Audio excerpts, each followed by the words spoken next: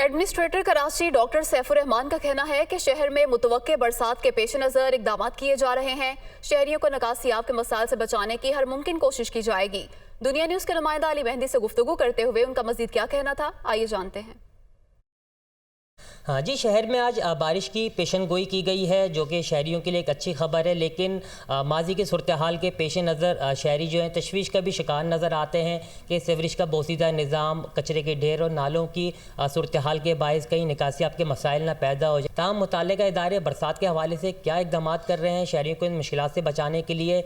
हमारे साथ मौजूद हैं डॉक्टर सैफुर रहमान, एडमिनिस्ट्रेटर कराची। इनसे हम जानते हैं। देखिए, 3 बड़े नाले हैं, औरंगी नाला, गुजर नाला, महमूदाबाद नाला। महमूदाबाद नाला ऑलरेडी FWO ने बहुत ऐसे तरीके से कंप्लीट किया। गुजर नाला पे भी बहुत तेज़ी से काम जारी है। औरंगी नाला पे भी बहुत तेज़ी से काम जारी है।